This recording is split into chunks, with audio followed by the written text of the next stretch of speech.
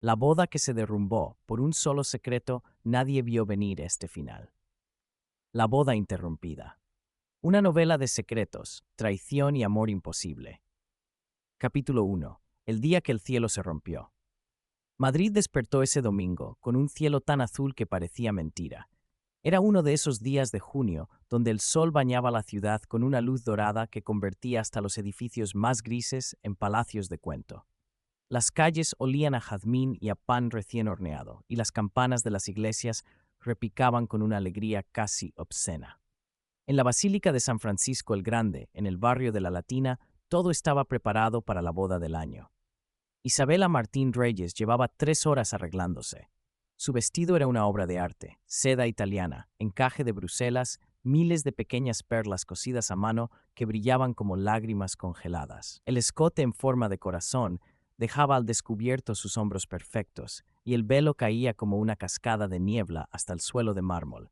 Era hermosa, todo el mundo lo decía, pero cuando se miró al espejo, lo que vio no fue belleza, fue una extraña vestida de novia. «Estás preciosa, hija», dijo Elena Martín, su madre, ajustando el velo con manos temblorosas. Elena era una mujer elegante, de 52 años, con el cabello perfectamente recogido y un collar de esmeraldas que valía más que un piso en el centro de Madrid. Pero sus ojos traicionaban algo más profundo. Preocupación. Miedo, tal vez. «Gracias, mamá», respondió Isabela con voz automática. «Diego es un buen hombre, viene de buena familia, te hará feliz». Isabela no respondió. ¿Cómo explicarle a su madre que la felicidad había muerto dentro de ella hacía exactamente 2 años? ¿Cómo decirle que cada noche soñaba con un bebé que nunca conoció? Con un amor que le arrancaron de las manos como quien arranca una flor antes de que florezca. «Isabela, cariño, mírame», dijo Elena, tomando su rostro entre las manos. «Sé que has pasado por mucho, pero hoy es un nuevo comienzo. Deja el pasado atrás». Isabela cerró los ojos. El pasado. Como si el pasado fuera algo que se pudiera guardar en un cajón y olvidar. El pasado tenía nombre, Luis, y el pasado tenía una fecha, el día en que le dijeron que su bebé había nacido muerto. Capítulo 2. 2 años antes. El verano de 2022 fue el más caluroso que Madrid había visto en décadas. Las calles hervían bajo un sol despiadado y la gente se refugiaba en bares con aire acondicionado, bebiendo cervezas heladas y maldiciendo el calor. Isabela tenía 24 años entonces. Estudiaba Bellas Artes en la Universidad Complutense, soñaba con exponer en galerías internacionales y vivía con la constante presión de ser la hija de Antonio Martín, el magnate inmobiliario más poderoso de Madrid.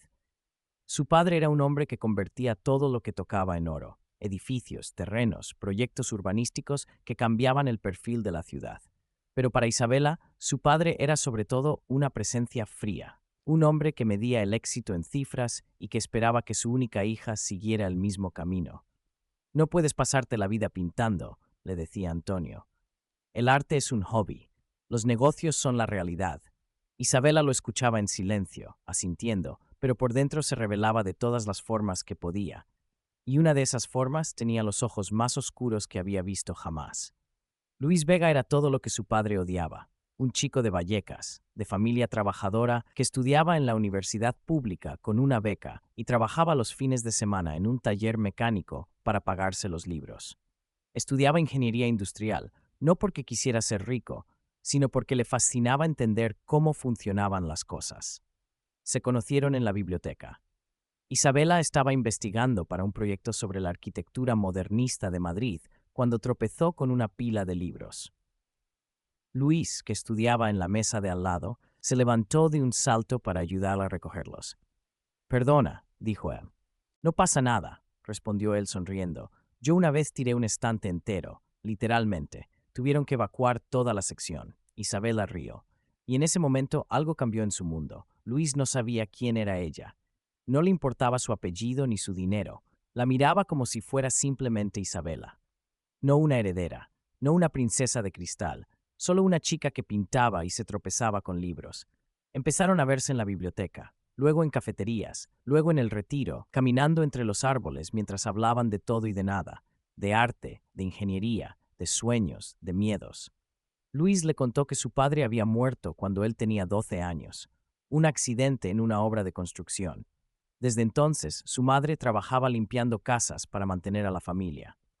Por eso estudio, dijo Luis una tarde, mirando el lago del Retiro, para que mi madre no tenga que limpiar pisos ajenos el resto de su vida, para darle la dignidad que merece.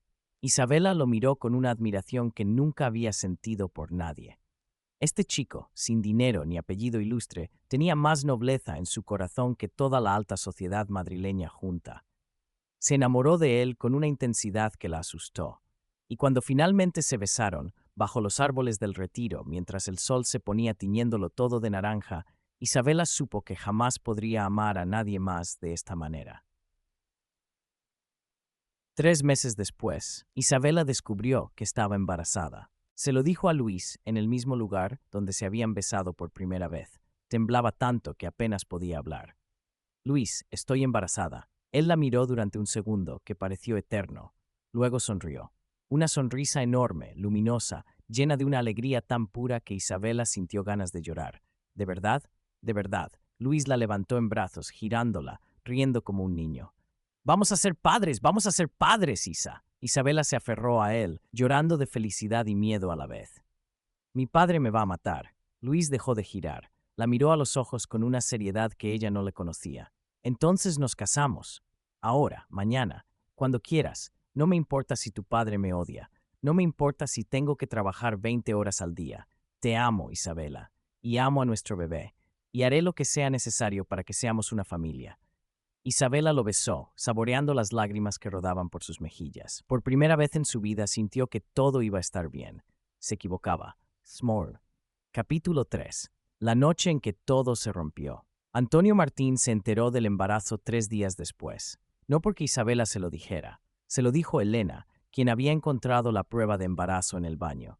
La reacción de Antonio fue lo que Isabela había temido toda su vida. Furia. Fría. Calculada. Mortal.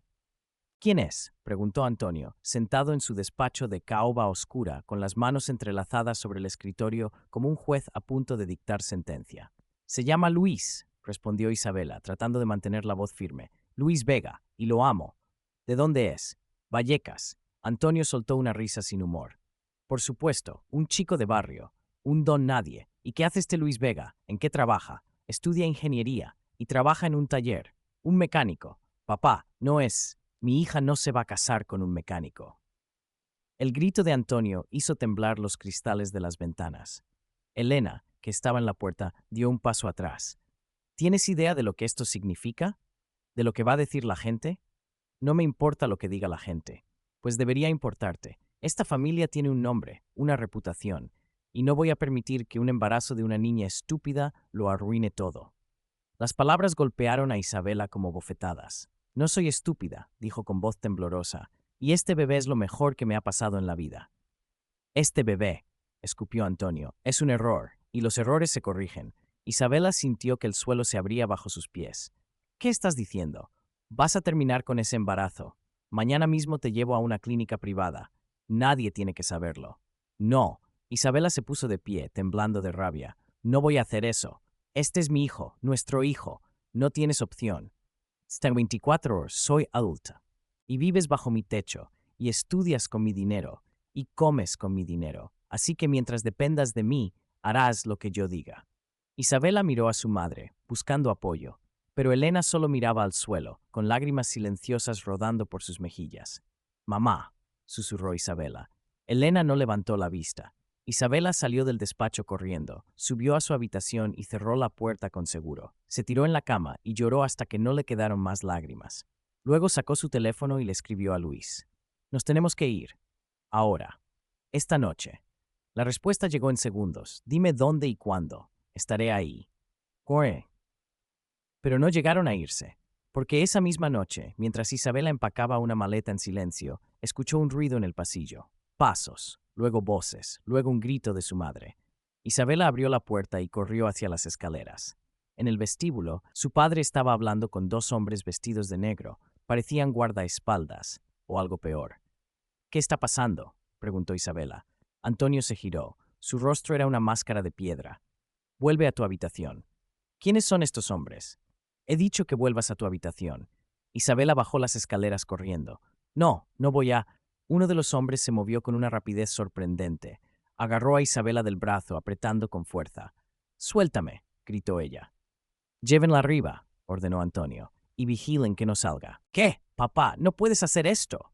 Pero Antonio ya se había dado la vuelta. Los hombres arrastraron a Isabela escaleras arriba, mientras ella gritaba, pataleaba, lloraba. La encerraron en su habitación. Isabela golpeó la puerta hasta que le dolieron las manos. Luego se dejó caer al suelo, sollozando. Y en ese momento sintió una punzada en el vientre, un dolor agudo, intenso, luego otro, y otro más. «No», susurró. «No, no, no», gritó pidiendo ayuda. Golpeó la puerta con todas sus fuerzas, pero nadie vino. El dolor se intensificó. Isabela cayó al suelo, agarrándose el vientre, gritando. Cuando finalmente abrieron la puerta, horas después, había sangre, mucha sangre. Y lo último que Isabela recordó antes de desmayarse fue la voz de su madre gritando: «Llamen a una ambulancia. Por Dios, llamen a una ambulancia». Capítulo 4. La mentira que lo cambió todo. Isabela despertó en un hospital privado 3 días después. Las luces eran demasiado brillantes. Todo era blanco, aséptico, frío. Su madre estaba sentada junto a la cama, con los ojos hinchados de tanto llorar. «Mamá», susurró Isabela. «¿Qué pasó? ¿Dónde está mi bebé?» Elena cerró los ojos. Lágrimas frescas rodaron por sus mejillas. «Isabela, cariño, lo siento tanto. ¿Dónde está mi bebé?», repitió Isabela, con más urgencia. «¿El bebé?» Elena se cubrió la boca, sollozando. «El bebé nació, pero no sobrevivió. Lo siento tanto». El mundo de Isabela se detuvo. ¿Qué? Hubo complicaciones. El parto fue prematuro. Hicieron todo lo posible, pero no pudieron salvarlo. «No», susurró Isabela. «No, no, no, no». «Lo siento, mi amor. Lo siento tanto». Isabela sintió como si le arrancaran el alma del cuerpo. Un grito salió de sus pulmones, un grito animal, desgarrador, que hizo que las enfermeras vinieran corriendo. Le pusieron un sedante, y cuando volvió a despertar, días después, ya no gritaba, ya no lloraba, ya no sentía nada, porque algo dentro de ella había muerto junto con su bebé. Lo que Isabela no sabía, lo que nadie le dijo, era que su bebé había nacido vivo. Un niño sano, de 3,5 kilos, con los ojos de su madre y el cabello oscuro de su padre. Lloró al nacer, respiró, vivió. Pero Antonio Martín había dado órdenes muy específicas al personal del hospital, órdenes que venían acompañadas de sobres llenos de dinero. Díganle que el bebé nació muerto y asegúrense de que desaparezca. El doctor Rafael Campos, un obstetra de 40 años con 2 hijos y una hipoteca que no podía pagar, tomó el dinero y firmó un certificado de defunción falso. El bebé fue sacado del hospital en medio de la noche, envuelto en mantas y entregado a una mujer que esperaba en un coche oscuro. La mujer se llamaba Montserrat Vera. Era la encargada de una red de adopciones ilegales que operaba en toda España. Bebés no deseados, bebés robados, bebés que valían más que el oro en el mercado negro. Y ese bebé, el hijo de Isabela Martín y Luis Vega, valía especialmente mucho, porque Antonio Martín había pagado no solo para que desapareciera, había pagado para que nunca pudiera ser encontrado. Capítulo 5. El exilio de Luis. Luis supo que algo terrible había pasado cuando dejó de recibir respuestas de Isabela. Primero pensó que estaba ocupada, luego que estaba enojada, luego que tal vez su padre la había descubierto, pero cuando pasaron 3 días sin noticias, supo que algo estaba mal, muy mal. Fue a la casa de los Martín, una mansión enorme en el barrio de Salamanca, con rejas de hierro forjado y cámaras de seguridad en cada esquina. Tocó el timbre. Una vez, 2 veces, 3. Finalmente, una voz salió del intercomunicador. «¿Quién es?» «Soy Luis Vega. Necesito hablar con Isabela». «La señorita Isabela no está disponible. Por favor, es urgente. Solo necesito saber que está bien. La señorita Isabela no desea verlo. No vuelva a venir aquí. Espere, por favor». Pero el intercomunicador se cortó. Luis golpeó la puerta. Gritó el nombre de Isabela. 5 minutos después, apareció un coche de seguridad privada. 2 hombres enormes salieron y lo agarraron de los brazos. «Ya escuchaste», dijo uno.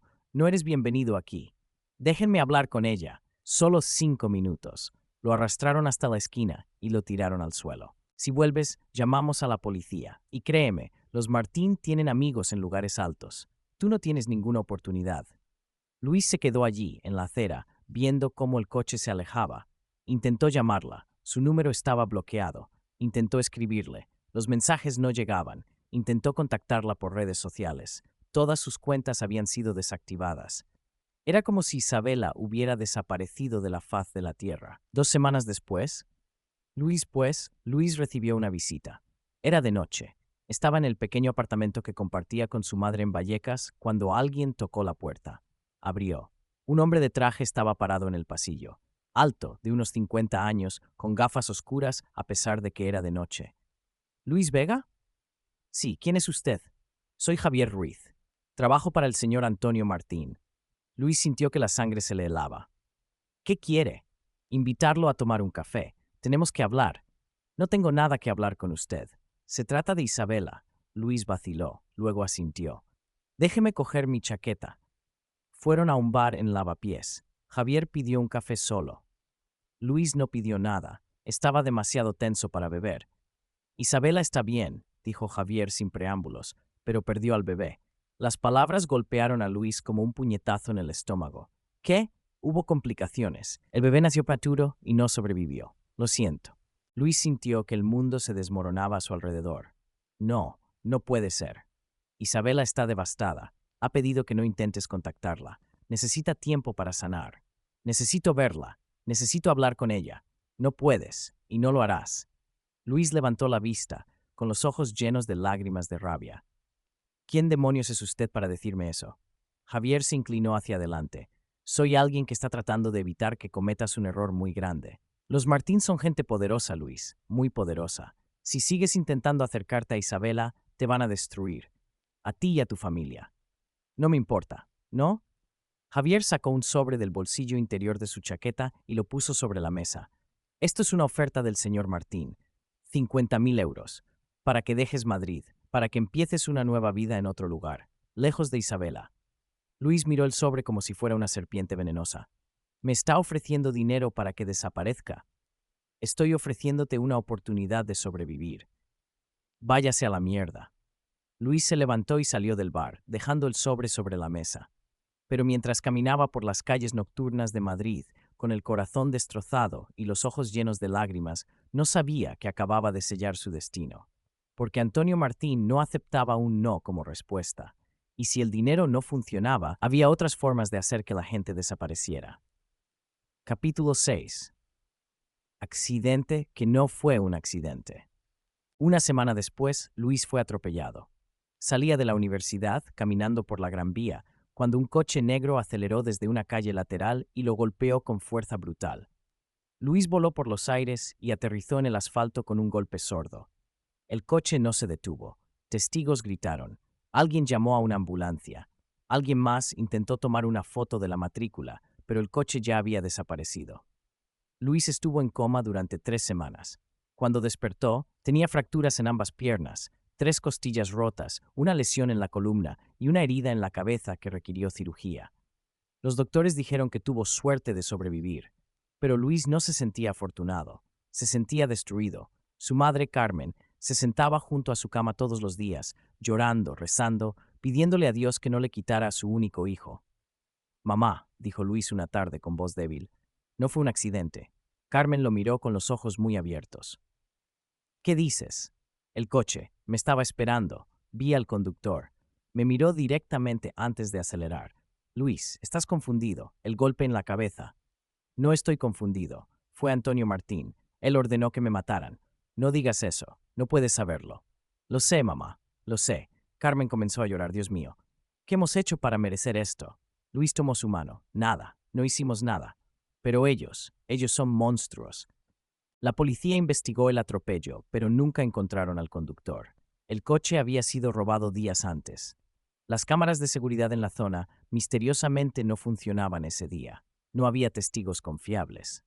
El caso se cerró como un atropello y fuga sin resolver.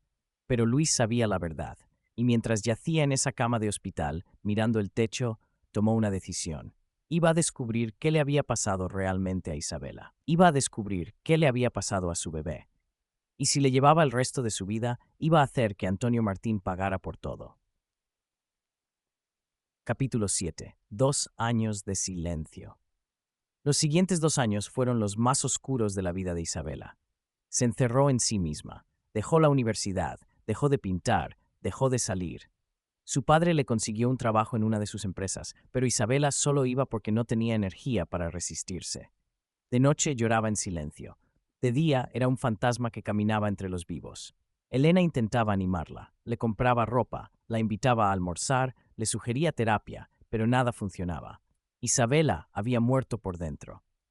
Fue Antonio quien sugirió la idea del matrimonio. Diego Altamira está interesado en ti, dijo una noche durante la cena. Isabela levantó la vista, apenas escuchando. ¿Quién? Diego Altamira, el hijo de Rodrigo Altamira. Ya lo conoces. Ya duermen juntos, no me interesa.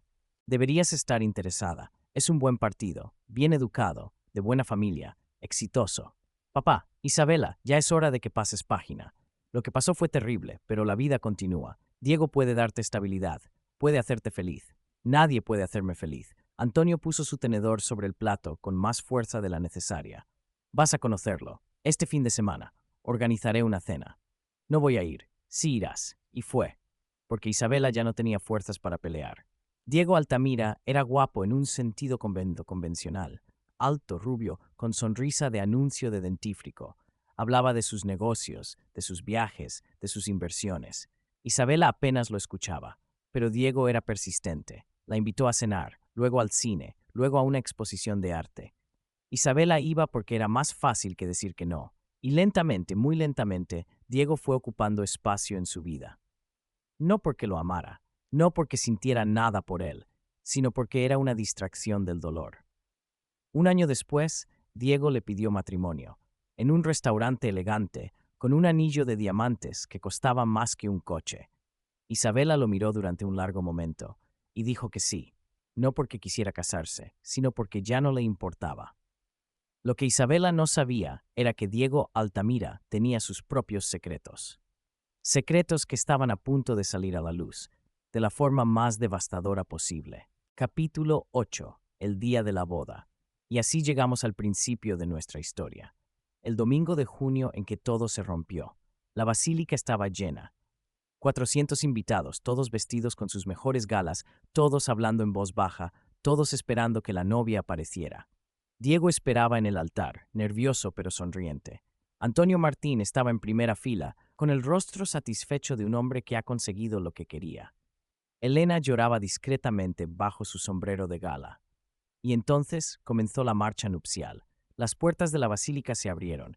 Isabela apareció del brazo de su padre, caminando lentamente por el pasillo central. Todo el mundo se puso de pie. Todo el mundo sonrió. Todo el mundo pensó, ¡qué boda tan hermosa! Isabela llegó al altar. Antonio le entregó la mano a Diego, quien la recibió con una sonrisa triunfante. El sacerdote comenzó la ceremonia. Queridos hermanos, nos hemos reunido aquí, en la presencia de Dios y de esta comunidad. Y fue entonces cuando las puertas de la basílica se abrieron de golpe. El ruido fue como un trueno. Todo el mundo se giró, y allí, en la entrada, iluminado por el sol de Madrid, estaba Luis, delgado, con una cicatriz en la frente, cojeando ligeramente, pero vivo, muy vivo.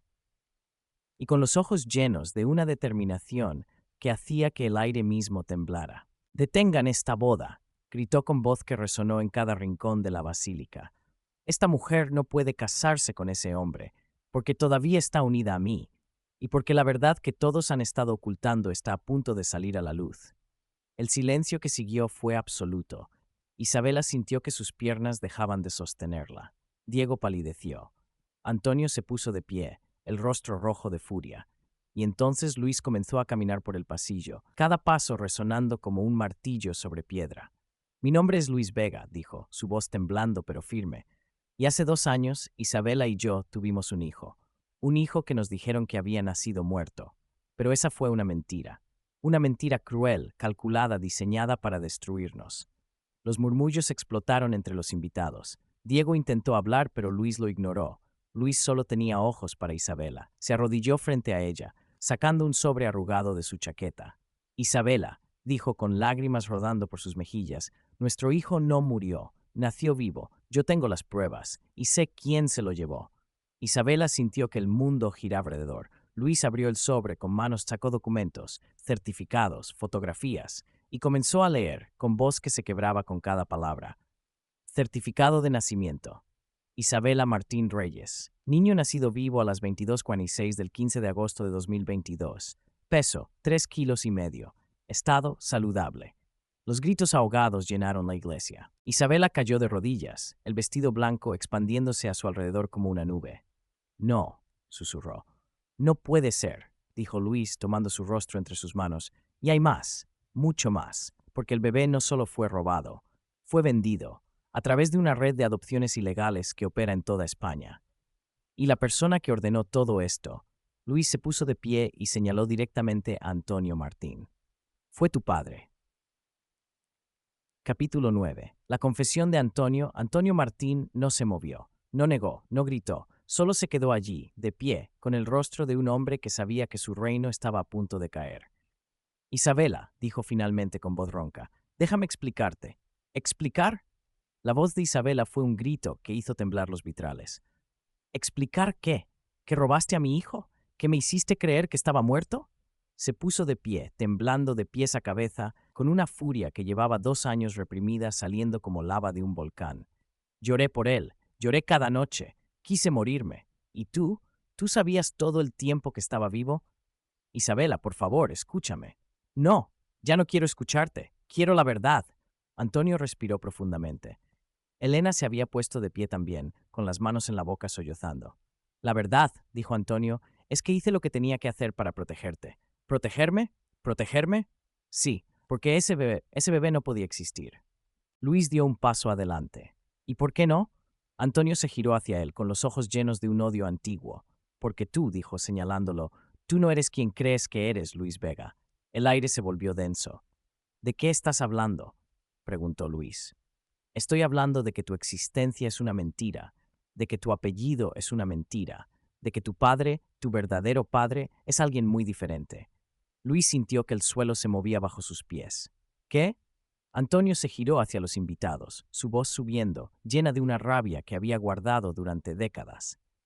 Luis Vega no es un Vega, es un Altamira, es el hijo ilegítimo de Rodrigo Altamira, el mismo Rodrigo Altamira que está sentado en esta iglesia, el padre del novio. El silencio que siguió fue ensordecedor. Todas las cabezas se giraron hacia la tercera fila, donde un hombre de 60 años con cabello plateado se había puesto mortalmente pálido. Rodrigo Altamira, el padre de Diego. Luis miró hacia él, con los ojos muy abiertos. No, sí, dijo Antonio. Tu madre Carmen trabajó para los Altamira hace 25 años. Rodrigo la sedujo, la dejó embarazada, y cuando nació, la pagó para que se fuera y nunca dijera nada. Inventó una historia sobre un marido muerto, y tú creciste creyendo esa mentira. Carmen, que estaba sentada en una de las últimas filas, se puso de pie con lágrimas rodando por sus mejillas. Luis, llamó con voz quebrada. Yo quería decírtelo, pero tenía miedo. Luis sintió que su mundo entero se desmoronaba. Entonces, susurró, si yo soy un Altamira, y Diego es un Altamira. Son medio hermanos, terminó Antonio, y el bebé que Isabela tuvo, el bebé que ustedes dos crearon, era heredero de dos familias que se odian desde hace generaciones, los Martín y los Altamira. Ese bebé era una bomba de tiempo, una amenaza para todos. Isabela cayó al suelo nuevamente, sollozando sin control.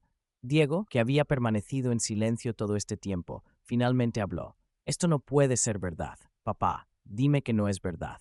Pero Rodrigo no respondió. Su silencio fue respuesta suficiente. Capítulo 10. La red de corrupción. Luis se giró hacia Antonio, con los ojos inyectados en sangre. ¿Dónde está mi hijo? No lo sé. Mientes. No lo sé, gritó Antonio. Lo entregué a una organización, una red privada. Gente que se especializa en hacer desaparecer problemas como este. Dime sus nombres. No puedo. Luis sacó su teléfono. Entonces lo harán la policía. La policía no puede hacer nada. Esta gente tiene conexiones en todas partes, en el gobierno, en los juzgados, en las fuerzas de seguridad. ¿Quién? Exigió Luis. ¿Quién está detrás de esto? Antonio vaciló. Luego, con voz derrotada. Montserrat Vera. Ella dirige la red, pero nunca la atraparás. Ha estado haciendo durante 20 años y nunca dio rastro. Luis sacó su teléfono y comenzó a llamar. Entonces será la primera vez. Lo que siguió fue caos. La policía llegó en cuestión de minutos. Los invitados fueron interrogados. Antonio fue arrestado, esposado frente a toda la alta sociedad madrileña que había venido a celebrar una boda. Elena colapsó y tuvo que ser llevada al hospital. Rodrigo Altamira intentó escabullirse, pero los periodistas que habían aparecido de la nada lo rodearon con cámaras y preguntas. ¿Es verdad que tiene un hijo ilegítimo? ¿Sabía de la red de adopciones ilegales? ¿Está implicado en corrupción? Diego se quedó parado en el altar, solo, mientras su mundo se desmoronaba. ¿Y Luis? Luis sostuvo a Isabela mientras ella lloraba en sus brazos. Vamos a encontrarlo, le susurró. Te lo prometo, vamos a encontrar a nuestro hijo. Isabela lo miró con ojos llenos de dolor y esperanza. ¿Me perdonas?, susurró, por creer que estabas muerto, por no buscarte, por todo. Luis le secó las lágrimas con sus pulgares. No hay nada que perdonar. Nos mintieron, nos manipularon, pero estamos juntos ahora, y vamos a arreglar esto. Se besaron allí en el altar de la basílica, mientras flashes de cámaras los cegaban y el mundo entero observaba. Un beso que sabía a lágrimas y dolor, pero también a esperanza y a una promesa de justicia. Capítulo 11. La búsqueda. Los siguientes días fueron un torbellino. Medios. Magnate inmobiliario arrestado por robo de bebé. Red de adopciones ilegales expuesta en España. Escándalo en la alta sociedad madrileña. La policía allanó las oficinas de Antonio Martín, encontrando documentos que conectaban a docenas de familias poderosas con adopciones ilegales. Montserrat Vera fue arrestada en Barcelona mientras intentaba huir del país, y lentamente, muy lentamente, la verdad comenzó a salir a la luz. Luis e Isabela trabajaron incansablemente con los investigadores, revisaron documentos, entrevistaron a víctimas, siguieron cada pista, sin importar cuán pequeña fuera. Y 3 semanas después encontraron algo, un registro, enterrado en archivos que Montserrat había intentado destruir. Un bebé nacido el 15 de agosto de 2022, entregado a una familia en Sevilla, una familia que creía que estaban adoptando legalmente, una familia llamada Romero. Luis e Isabela condujeron a Sevilla en un día que olía a azahar y esperanza. La casa de los Romero era modesta pero hermosa, con paredes blancas y un pequeño jardín lleno de flores. Tocaron el timbre. Una mujer de unos 40 años abrió la puerta. ¿Sí? Señora Romero, dijo Luis con voz temblorosa. Mi nombre es Luis Vega, y esta es Isabela Martín. Creemos que usted tiene a nuestro hijo. La mujer palideció. No entiendo. Por favor, dijo Isabela con lágrimas en los ojos. Solo queremos verlo. Solo queremos saber que está bien. La señora Romero los miró durante un largo momento. Luego, lentamente, abrió la puerta. Pasen. El niño estaba en el jardín. Tenía 2 años, cabello oscuro, ojos que eran una mezcla perfecta de Luis e Isabela. Estaba jugando con un camión de juguete, riendo con esa risa pura que solo tienen los niños. Isabela se cubrió la boca, solozando. Luis sintió que sus rodillas cedían. Ese es nuestro hijo, susurró. La señora Romero los observaba con lágrimas en sus propios ojos. Nos dijeron que su madre había muerto en el parto, dijo con voz quebrada, que no tenía familia, que estábamos salvándolo. Usted no hizo nada malo, dijo Luis. Usted fue engañada, como nosotros. El niño levantó la vista y vio a los extraños. Se quedó quieto, mirándolos con curiosidad. Isabela dio un paso adelante, temblando. Hola, susurró. Hola, mi amor. El niño la miró, y entonces de alguna forma inexplicable sonrió, como si reconociera algo en ella, como si su alma recordara. Isabela cayó de rodillas, extendiendo los brazos. ¿Puedo abrazarte? El niño titubeó. Luego lentamente caminó hacia ella, e Isabela lo envolvió en sus brazos, llorando, riendo, susurrando palabras de amor que había guardado durante 2 años. Luis se arrodilló junto a ellos, rodeándolos a ambos con sus brazos, y por primera vez en 2 años, se sintieron completos. Capítulo 12. La resolución. Los siguientes meses fueron un proceso legal complicado. Los Romero, devastados por descubrir que habían sido parte de un crimen, cooperaron completamente. Un juez determinó que aunque habían criado al niño con amor, Isabela y Luis eran los padres legítimos. La custodia fue otorgada a Luis e Isabela, pero acordaron que los Romero podían seguir siendo parte de la vida del niño, porque después de todo, ellos también lo amaban. Antonio Martín fue condenado a 15 años de prisión. Su imperio se derrumbó. Elena se divorció de él y se mudó a un apartamento pequeño, tratando de reconstruir su relación con Isabela. Rodrigo Altamira perdió su empresa cuando sus socios descubrieron el escándalo. Diego desapareció de la vida pública, mudándose a Londres para escapar de la vergüenza. Y Montserrat Vera fue condenada a 25 años por dirigir una red criminal que había robado más de 300 bebés en 2 décadas. Luis e Isabela se casaron 6 meses después, no en una basílica enorme, no con 400 invitados, sino en el Retiro, bajo los mismos árboles donde se habían conocido, con solo sus seres queridos más cercanos. Carmen estaba allí, llorando de felicidad. Elena estaba allí, sosteniendo a su nieto. Los Romero estaban allí también, porque habían demostrado que el amor no conoce biología. Y cuando Luis e Isabela dijeron sí, quiero, su hijo, que se había quedado con el nombre que los Romero le habían dado, Mateo, aplaudió y rió. Esa noche, después de la celebración, Luis e Isabela se sentaron en su pequeño apartamento en Malasaña. Mateo dormía en la habitación de al lado. La ventana estaba abierta, dejando entrar el aire fresco de Madrid. ¿En qué piensas?, preguntó Luis, abrazando a Isabela por detrás. En todo lo que perdimos, respondió ella, y en todo lo que ganamos. Casi nos destruyen, pero no lo hicieron. Luis besó su cuello. No, no lo hicieron, porque el amor, el verdadero amor, es más fuerte que cualquier mentira. Isabela se giró para mirarlo. Te amo, Luis Vega. Te amo, Isabela Martín. Isabela Vega, corrigió ella con una sonrisa. Ahora soy Isabela Vega. Luis sonrió también. Y se besaron bajo las estrellas de Madrid, una ciudad que había sido testigo de su dolor, pero que ahora sería testigo de su felicidad. Epílogo. 5 años después. Madrid seguía siendo la misma ciudad caótica, hermosa y llena de vida, pero para la familia Vega era un lugar completamente nuevo. Luis había terminado su carrera de ingeniería y trabajaba en una empresa que diseñaba edificios sostenibles. Isabela había vuelto a pintar. Su primera exposición había sido un éxito rotundo. Pintaba sobre la maternidad, sobre el dolor, sobre la esperanza. Y Mateo era un niño de 7 años, lleno de energía y preguntas infinitas. Sabía su historia, sabía que había sido robado, sabía que había 2 familias que lo amaban, y lo aceptaba con la sabiduría que a veces solo tienen los niños. Una tarde de domingo, paseaban por el Retiro. Mateo corría adelante, como patos. Luis y Sitterford. ¿Crees que alguna vez superaremos completamente lo que pasó?, preguntó Isabela. No, respondió Luis honestamente, pero no necesitamos superarlo, solo necesitamos vivir a pesar de ello. Eres sabio. Tuve buenos maestros. Se detuvieron bajo el árbol donde se habían besado por primera vez. Mateo corrió hacia ellos, jadeando, con una sonrisa enorme. «Mamá, papá, miren lo que encontré». Les mostró una piedra lisa y brillante. «Es hermosa», dijo Isabela, arrodillándose, «como un tesoro». «Es para ti», dijo Mateo, poniéndola en su mano, «porque eres la mejor mamá del mundo». Isabela lo abrazó, con lágrimas en los ojos.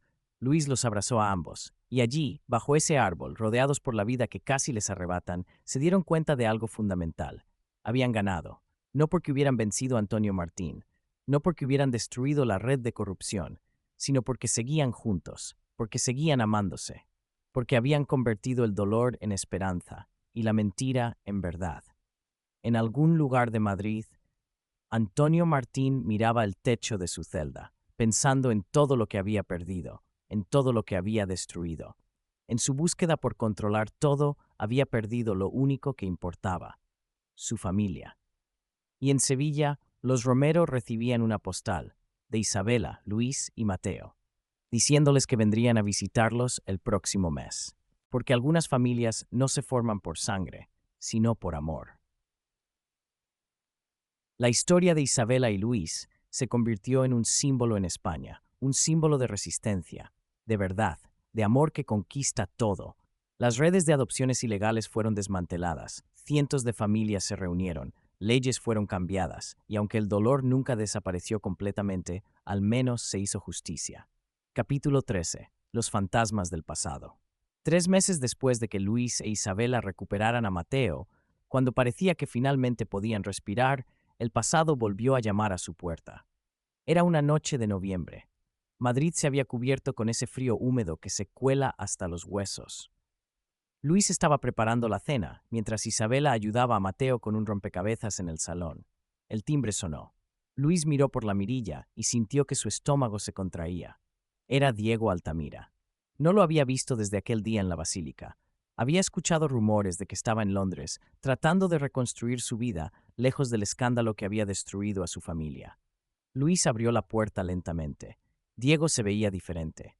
Más delgado, con ojeras profundas, el cabello despeinado. Ya no era el hombre perfecto de traje impecable. Era alguien roto, buscando algo que no sabía cómo pedir. Luis, dijo con voz ronca, sé que no tengo derecho a estar aquí, pero necesito hablar contigo, y con Isabela. No tienes nada que decirnos. Por favor, solo 10 minutos, y si después quieres que me vaya, lo haré. Luis lo miró durante un largo momento, luego asintió. 10 minutos. Minutos. Isabela se puso tensa cuando vio a Diego entrar. Instintivamente movió a Mateo detrás de ella, como protegiéndolo de un peligro invisible. Isabela, dijo Diego con voz quebrada, no vengo a causar problemas, solo vengo a disculparme. ¿Disculparte? La voz de Isabela era hielo. ¿Por qué? ¿Por intentar casarte conmigo cuando sabías la verdad? ¿Por ser parte de toda esta mentira? Yo no sabía, dijo Diego rápidamente. Te juro que no sabía nada sobre Luis, sobre quién era realmente.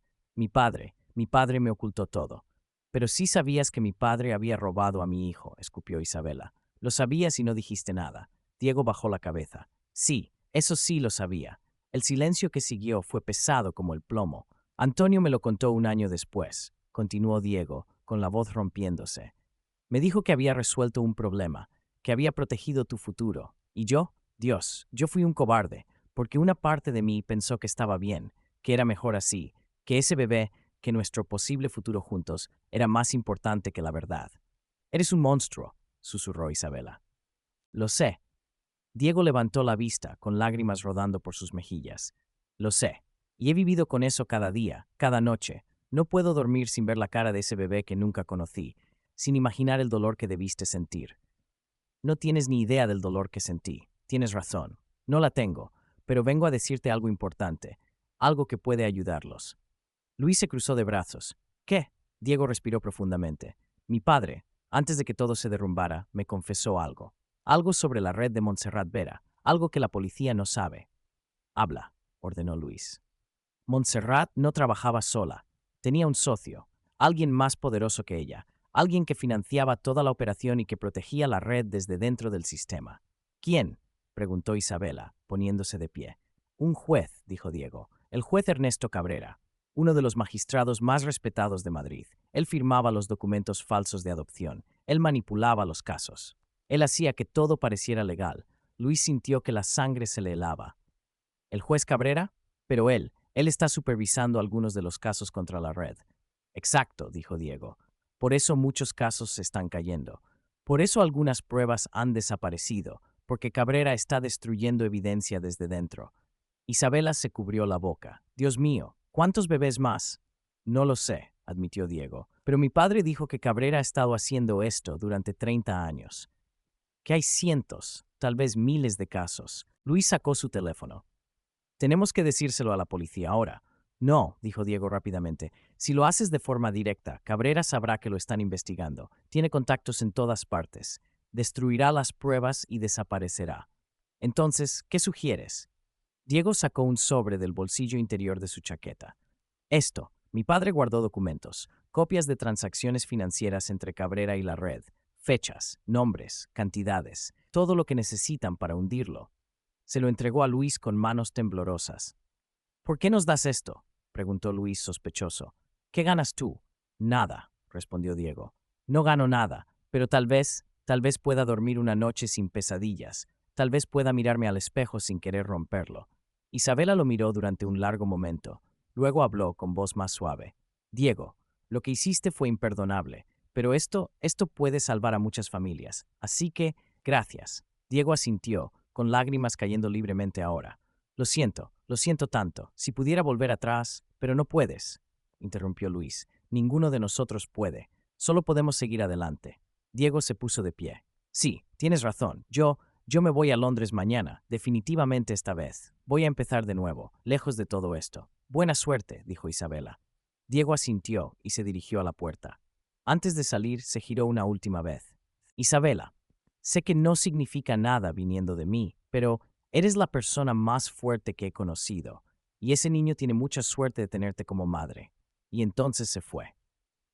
Capítulo 14. La caída del juez. La investigación contra el juez Ernesto Cabrera fue meticulosa. Luis e Isabela entregaron los documentos a una fiscal de confianza, alguien que estaba fuera del círculo de influencia de Cabrera. La fiscal, una mujer de 40 años llamada Patricia Molina, revisó los documentos durante 3 días sin dormir. Esto es oro, dijo finalmente, con los ojos brillando. Con esto podemos no solo arrestar a Cabrera, sino desmantelar toda la estructura que ha protegido estas redes durante décadas. ¿Cuánto tiempo tomará?, preguntó Luis. Necesito construir el caso con cuidado.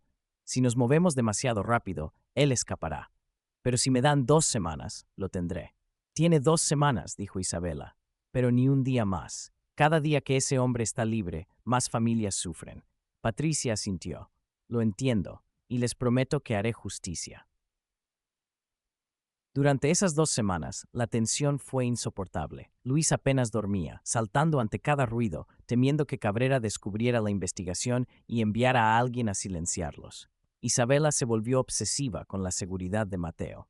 Lo llevaba y recogía del colegio personalmente. No lo dejaba solo ni un segundo. Mateo, con la intuición de los niños, sabía que algo estaba pasando. «Mamá», preguntó una noche, «¿por qué estás asustada?» Isabela lo abrazó. «No estoy asustada, mi amor, solo estoy siendo cuidadosa. ¿Es por los hombres malos que me llevaron cuando era bebé?» El corazón de Isabela se apretó. Habían tratado de explicarle a Mateo su historia de forma que pudiera entender, pero cada vez que él la mencionaba, el dolor volvía fresco. «Sí», admitió, «pero esta vez vamos a asegurarnos de que nunca más puedan lastimar a nadie. ¿Puedo ayudar?» Isabela sonrió a través de las lágrimas. «Ya estás ayudando, con solo existir, con ser nuestro niño valiente». Mateo la abrazó con fuerza, y en ese momento Isabela supo que todo valdría la pena. La noche del arresto fue cinematográfica. La fiscal Patricia Molina coordinó con la Guardia Civil y con agentes federales que no tenían conexión con Cabrera. A las 3 a.m. derribaron la puerta de la mansión del juez en Pozuelo de Alarcón. Cabrera intentó escapar por la puerta trasera, pero lo estaban esperando. Cuando lo esposaron, gritó: «No pueden hacer esto. Soy magistrado de la Audiencia Nacional. Exijo hablar con mi abogado». «Usted no exige nada», dijo Patricia fríamente. «Juez Ernesto Cabrera queda arrestado por corrupción, tráfico de menores, falsificación de documentos y asociación criminal». Las cámaras captaron todo. Para el amanecer, las noticias explotaron. Magistrado de la Audiencia Nacional arrestado por liderar red de tráfico de bebés. La corrupción llega hasta lo más alto. Juez implicado en escándalo de adopciones ilegales. 30 años de crímenes, la doble vida del juez Cabrera. Luis e Isabela vieron las noticias desde su apartamento, abrazados en el sofá. «Lo logramos», susurró Isabela. «Realmente lo logramos». «No terminó aún», dijo Luis. «Cabrera tendrá abogados caros. Intentará negociar. Pero tenemos pruebas sólidas. Él no puede escapar de esto». Luis la besó en la frente. «No, esta vez no puede. Esto no puede». Capítulo 15. El juicio del siglo. El juicio contra el juez Ernesto Cabrera comenzó 6 meses después. Fue llamado el juicio del siglo por los medios españoles.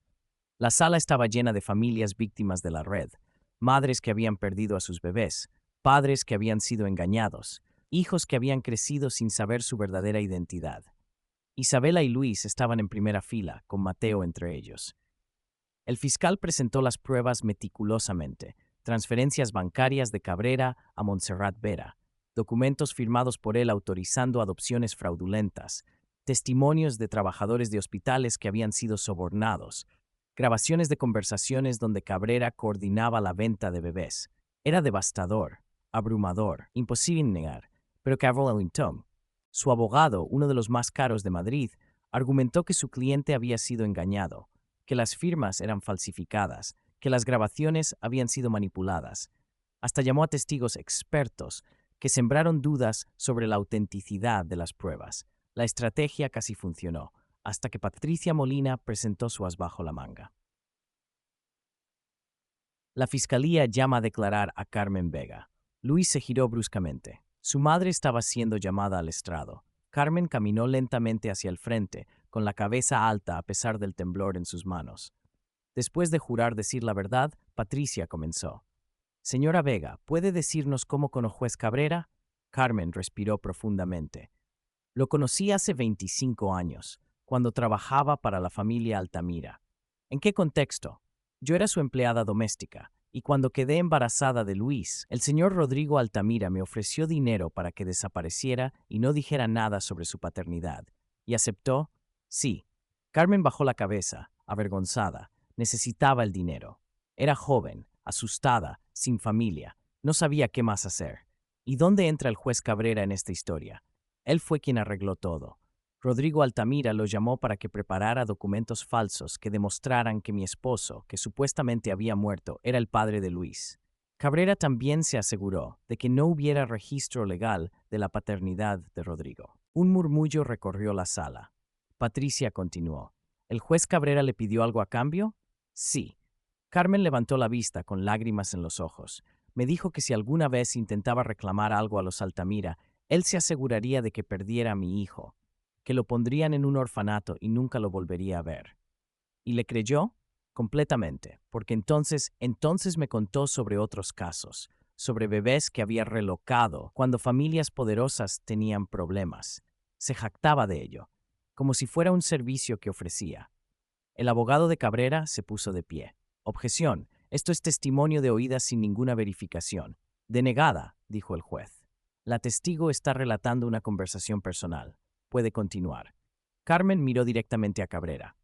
Viví con miedo durante 25 años, miedo de que me quitaran a mi hijo, miedo de que descubrieran la verdad. Y ahora, viendo lo que le hicieron a Isabela, a Luis, a mi nieto, no puedo seguir callando. Patricia sonrió. Gracias, señora Vega. No hay más preguntas. El abogado de Cabrera intentó desacreditar su testimonio, pero Carmen no se movió. Respondió cada pregunta con dignidad y firmeza, y cuando bajó del estrado, Luis se puso de pie y la abrazó. Gracias, mamá, susurró. Fuiste increíblemente valiente. Era hora de que alguien lo fuera, respondió ella. Capítulo 16. El veredicto. El jurado deliberó durante 3 días de agonía para las familias esperando justicia, 3 días donde Luis no pudo comer, 3 días donde Isabela rezó a un Dios en el que no estaba segura de creer. El cuarto día, el jurado volvió. En el caso del Estado contra Ernesto Cabrera Sánchez, en los cargos de corrupción, tráfico de menores, falsificación de documentos y asociación criminal, el presidente del jurado hizo una pausa que pareció eterna. Encontramos al acusado, culpable en todos los cargos. La sala explotó, gritos, lloros, aplausos, familias abrazándose, madres cayendo de rodillas, agradeciendo a un Dios que finalmente había escuchado. Cabrera se desplomó en su silla, con el rostro gris como ceniza. El juez golpeó su mazo. Orden, orden en la sala. Cuando el silencio volvió, el juez continuó. Señor Cabrera, ha sido encontrado culpable de crímenes que representan una de las traiciones más profundas a la justicia que este tribunal ha visto. Usó su posición de poder no para proteger a los más vulnerables, sino para explotarlos. Cabrera no levantó la vista. Por lo tanto, lo sentenció a 35 años de prisión, sin posibilidad de libertad condicional. Además, todos sus bienes serán confiscados y utilizados para crear un fondo de reparación para las víctimas de su red criminal. Golpeó el mazo una última vez. Que Dios tenga misericordia de su alma, porque este tribunal no la tiene. Afuera del juzgado, las cámaras y reporteros esperaban. Luis e Isabela salieron, con Mateo de la mano. Los flashes los cegaron. Isabela, ¿cómo se siente? Luis, ¿qué va a hacer ahora? ¿Es verdad que van a escribir un libro sobre su historia? Luis levantó una mano, pidiendo silencio. Solo queremos decir una cosa, dijo con voz firme. Este veredicto no es solo por nosotros, es por las 357 familias que fueron destruidas por esta red. Es por los bebés que nunca conocieron a sus verdaderos padres. Es por las madres que lloraron niños que creían muertos. Isabela continuó. Y queremos que todos sepan que no vamos a parar aquí. Vamos a seguir luchando hasta que cada familia afectada encuentre respuestas, hasta que cada bebé robado sea devuelto a sus raíces. ¿Tienen un mensaje para otras víctimas?, preguntó una reportera.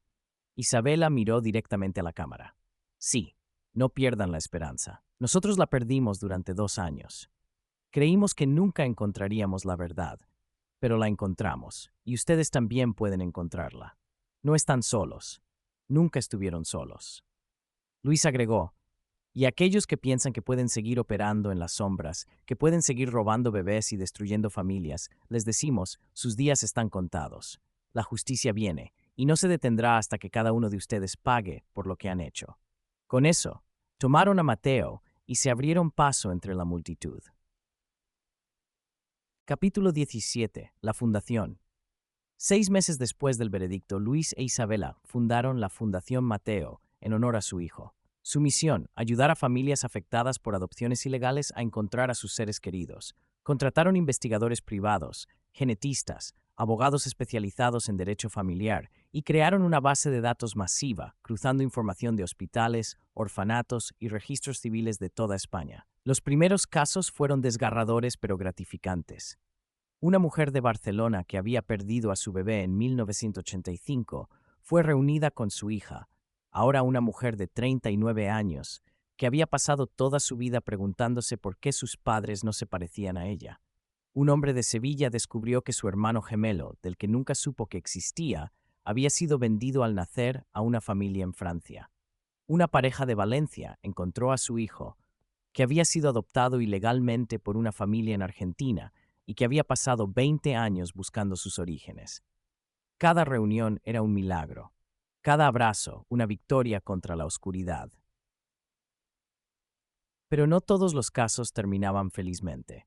Algunos bebés habían muerto, algunos habían crecido con familias que los maltrataron, algunos no querían conocer a sus padres biológicos, habiendo construido vidas con las familias que los criaron, y algunos simplemente desaparecieron sin dejar rastro. Estos casos eran los que mantenían a Luis despierto por las noches. No podemos salvarlos a todos, le dijo Isabela una noche, encontrándolo en su oficina a las 3 a.m., rodeado de archivos. Lo sé, respondió él, pero eso no significa que pueda dejar de intentarlo. Isabela se sentó en su regazo, rodeando su cuello con los brazos. Eres un buen hombre, Luis Vega. Demasiado bueno para este mundo a veces. No soy bueno, solo estoy enojado, tan enojado que no puedo dejarlo ir. Entonces usa ese enojo, pero no dejes que te consuma. Luis la besó. ¿Qué haría sin ti? Afortunadamente, nunca tendrás que averiguarlo. Capítulo 8. El fantasma de Antonio. Antonio Martín murió en prisión 2 años después de su condena. Un ataque al corazón mientras dormía. Rápido, indoloro. Más misericordia de la que él había mostrado a otros. Isabela recibió la noticia mientras pintaba en su estudio. El pincel cayó de sus manos, salpicando pintura roja sobre el lienzo blanco. ¿Isabela? Luis entró corriendo al escuchar el ruido. ¿Qué pasó? Mi padre, susurró ella. Murió. Luis la abrazó mientras ella se derrumbaba. Y lloró. No por el hombre que había robado a su hijo, no por el criminal que había arruinado tantas vidas, sino por el padre que alguna vez la había llevado en hombros, por el hombre que le había enseñado a andar en bicicleta, por los momentos buenos que habían existido antes de que todo se volviera oscuro. Está bien llorar, le dijo Luis. Puedes odiarlo y amarlo al mismo tiempo. El corazón humano es lo suficientemente grande para ambos. ¿Cómo puedo amarlo después de lo que hizo? Porque era tu padre, y el amor de un hijo no desaparece solo porque el padre no lo mereciera. El funeral fue pequeño. Elena estaba allí, devastada pero digna. Algunos viejos socios de negocios que no habían sido implicados en el escándalo. Y sorprendentemente, Isabela. Luis le había preguntado si estaba segura. Necesito cerrar este capítulo, había dicho ella. Necesito despedirme del hombre que fue, no del monstruo en que se convirtió. Mientras bajaban el ataúd, Isabela colocó una sola rosa blanca sobre la tapa. Te perdono, papá, susurró. No por ti, sino por mí, porque ya no quiero cargar con este peso. Elena la abrazó, ambas llorando. Y en ese momento, algo dentro de Isabela finalmente sanó. Capítulo 19. El legado. Los años pasaron. Mateo creció, convirtiéndose en un niño brillante y curioso que hacía preguntas difíciles sobre justicia, familia y lo que significa pertenecer a alguien. Luis y él tenían largas conversaciones sobre filosofía mientras construían cosas en el garaje. Isabela le enseñaba a pintar, deleitándose en ver cómo su hijo veía el mundo en colores que ella nunca había imaginado. Y los Romero visitaban cada 2 meses, porque Mateo tenía 2 familias ahora, y ambas lo amaban. La Fundación Mateo. La Fundación creció exponencialmente. Abrieron oficinas en Barcelona, Sevilla, Valencia y Bilbao. Ayudaron a reunir a más de 500 familias. Y presionaron al gobierno español para crear leyes más estrictas sobre adopciones, asegurando que tragedias como la suya nunca volvieran a ocurrir. Isabela se convirtió en una activista reconocida internacionalmente, dando charlas en las Naciones Unidas sobre los derechos de los niños y el tráfico de menores. Luis terminó diseñando un sistema digital que rastreaba adopciones en tiempo real, haciendo casi imposible que bebés fueran robados sin dejar rastro. Juntos, cambiaron el mundo. No de golpe, no de forma dramática, sino lentamente, una familia a la vez. Capítulo 20. 10 años después. Era una tarde de primavera en Madrid. El Retiro estaba lleno de familias disfrutando del sol. Mateo, ahora un adolescente de 12 años, jugaba al fútbol con otros niños. Luis e Isabela lo observaban desde un banco, con las manos entrelazadas.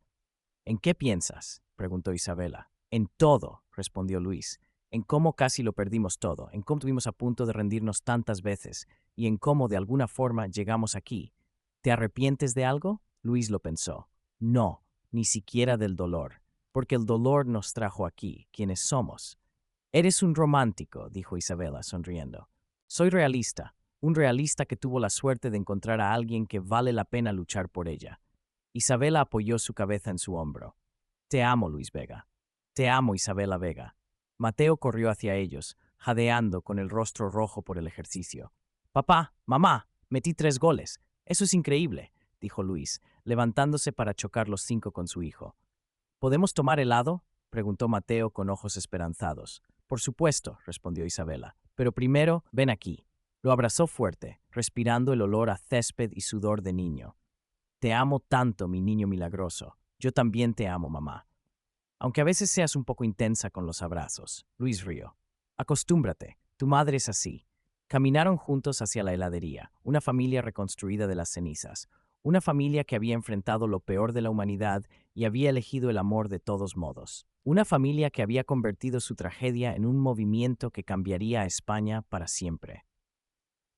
Esa noche, después de acostar a Mateo, Luis e Isabela salieron al balcón de su apartamento. Madrid brillaba ante ellos, millones de luces titilando como estrellas caídas. ¿Sabes lo que me di cuenta hoy?, dijo Isabela. ¿Qué? Que somos felices, realmente felices. Después de todo, Luis la atrajo hacia él. Sí, lo somos. Antonio trató de destruirnos, pero no pudo. Cabrera trató de enterrar la verdad, pero la desenterramos. El mundo trató de decirnos que algunos amores son imposibles, y le demostramos que estaba equivocado. Se besaron bajo las estrellas de Madrid, en la ciudad que había sido testigo de su dolor más profundo y de su triunfo más grande. Y en algún lugar, en otra parte de España, otra familia se reunía gracias a la Fundación Mateo. Otra madre abrazaba al hijo que creía perdido. Otro padre lloraba lágrimas de alegría, porque Luis e Isabel habían demostrado que incluso de las tragedias más oscuras pueden hacer algo hermoso. Que la verdad, sin importar cuán dolorosa, siempre es mejor que la mentira. Y que el amor verdadero no solo sobrevive a las tormentas, se hace más fuerte con cada rayo. Epílogo final. 20 años después. Madrid, 2044. Mateo Vega, ahora de 32 años, estaba de pie frente a una sala llena de estudiantes de Derecho en la Universidad Complutense. Era alto como su padre, con los ojos de su madre y una presencia que llenaba la habitación. Mi nombre es Mateo Vega, comenzó. Y esta es mi historia. Durante la siguiente hora contó todo: su nacimiento, el robo, los años perdidos, la reunión, la lucha y el legado. Mis padres me enseñaron algo fundamental, dijo concluyendo, que la justicia no es algo que simplemente sucede. Es algo que debemos luchar por conseguir. Cada día. Los estudiantes aplaudieron. Durante la sesión de preguntas, una joven levantó la mano. Señor Vega, ¿alguna vez sintió resentimiento hacia sus padres? Por todo lo que tuvieron que pasar, por la infancia que perdieron contigo. Mateo sonrió. No, porque me dieron algo mucho más valioso que una infancia perfecta. Me dieron la verdad, me dieron identidad y me dieron un propósito. ¿Y cuál es ese propósito? continuar su trabajo. Por eso estudié Derecho, por eso estoy aquí, porque hay miles de personas todavía buscando respuestas. Y planeo dedicar mi vida a ayudarlas a encontrarlas. Más aplausos. Esa noche, Mateo fue a cenar con sus padres. Luis tenía 55 años ahora, con canas en las sienes pero todavía fuerte. Isabela tenía 53, con arrugas en las comisuras de los ojos que contaban historias de risa tanto como de lágrimas. ¿Cómo fue la charla?, preguntó Isabela. Bien, respondió Mateo. Les conté nuestra historia. Algunos lloraron. Esa historia siempre hace llorar a la gente, dijo Luis. Es porque es real, agregó Isabela, y porque les recuerda que las cosas pueden cambiar, que vale la pena luchar. Mateo levantó su copa. Por la lucha, entonces. Luis y Isabela levantaron las suyas. Por la lucha, dijeron al unísono, y brindaron, por todo lo que habían perdido, por todo lo que habían ganado, por la familia que habían construido contra todas las probabilidades, y por el futuro que habían asegurado para otros. En su tumba en el cementerio de la Almudena, Antonio Martín descansaba bajo tierra fría. Su lápida era simple, solo su nombre y sus fechas. Nadie la visitaba ya, nadie traía flores. Su imperio había sido olvidado, pero el daño que causó viviría para siempre en las cicatrices de aquellos a quienes lastimó, y en la determinación de aquellos que se aseguraron de que nunca fuera olvidado lo que hizo. En una prisión en las afueras de Madrid, Montserrat Vera, ahora de 70 años, miraba por la pequeña ventana de su celda.